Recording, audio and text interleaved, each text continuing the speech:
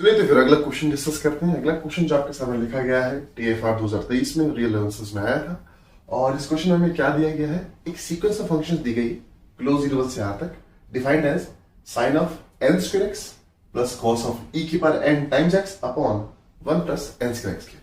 और ये देखिए हमसे पूछा जा रहा है कि जनाब अब आप क्या कीजिए, इस सीक्वेंस ऑफ फंक्शंस रिलेटेड कुछ सवाल है। वो कहता है कि अब चेक कीजिए कि इस फंक्शन की आप इंटीग्रेशन कीजिए, कहां से कहां, लोअर लिमिट 0 रखिए और अपर लिमिट रखिए 1 minus sine of 1 by e, और अपने इस गिवन सीक्वेंस ऑफ फंक्शन की पहले कर दीजिए इंटीग्रेशन। ठीक है, फिर ये जो भी चीज निकल के आए इसकी आपने इनफिनिटी में लिमिट बनानी। ये क्या निकल के आए, सवाल ये आपके पास। ठीक है जी। अच्छा, ये क्वेश्चन करना बहुत आसान है, बस आपने ध्यान रखना कैसे आसान है उस पर फोकस कीजिए। सबसे पहली बात, हमें पता है जो साइन फंक्शन होता है इसके अंदर कुछ भी आ जाए, साइन हमेशा 1 और -1 के बीच में लाई करता है।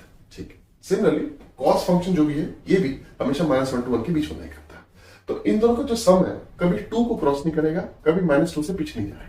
तो ये बात पक्की है, जो ऊपर वाले भाई साहब है वो हमेशा 2 से बाउंडेड। ठीक है, ये जो चीज है 2 से लेस इक्वल टू आएगी, एंड ये जो चीज है पक्का -2 से ग्रेटर इक्वल टू आएगी। सही है। अब आप क्या कीजिए, ये आप जान चुके हैं जो न्यूमरेटर है वो 2 और -2 के बीच में लाई करेगा। अब अगर मैं इस चीज से डिवाइड कर दूं ताकि मैं fnx को जान सकूं कि fnx क्या रहेगा, तो आप देखेंगे जो fnx है ये -2 upon 1 plus n square x के, एंड सिमिलरली यहां पे 2 upon 1 plus n square x के बीच में करेंगे। सही।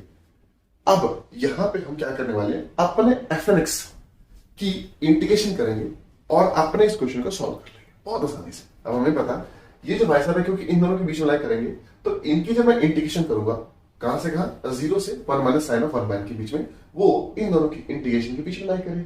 तो अब आप क्या कीजिए, इंटीग्रेट कर दीजिए।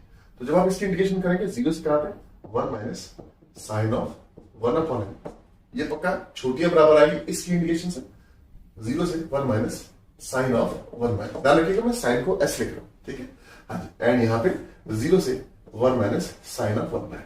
ठीक है, of course dx and dx and dx, ये ध्यान रखिएगा। अब हम इंटीग्रेट कर लेते हैं। तो अब जब फोकस कीजिए, जब आप राइट हैंड साइड पे इंटीग्रेट करेंगे तो आपके पास वहां पे इंटीग्रेशन करना काफी आसान हो जाएगा। तो चलिए उस वाले पार्ट को इंटीग्रेट करते हैं। देखिए उस वाले पार्ट में इंटीग्रेट करने के लिए सबसे पहले क्या कीजिए, आप 2 को बांट लीजिए, एक। ओके जी, दूसरा आप क्या काम कीजिए, दूसरा आप फोकस कीजिए इस वाले पार्ट में, इसमें ये आ जाएगा, ये आ जाएगा। सही है। अब आप इसकी इंटीग्रेशन कर दीजिए। अब इसकी इंटीग्रेशन करने काफी आसान है। आपको याद होगा कि आप 1 अपॉन एक्स स्क्वायर प्लस ए स्क्वायर की इंटीग्रेशन लिखते हैं, 1 अपॉन ए tan इनवर्स एक्स बाय, ये चीज निकल के आता है। ठीक है, तो अब आप क्या कीजिए, इसको थोड़ा सा सुंदर बना लीजिए। यहां से एन स्क्वायर बाहर कॉमन ले लीजिए, यहां से एन स्क्वायर कॉमन लेने के बाद तो यहां तो ये आ जाएगा।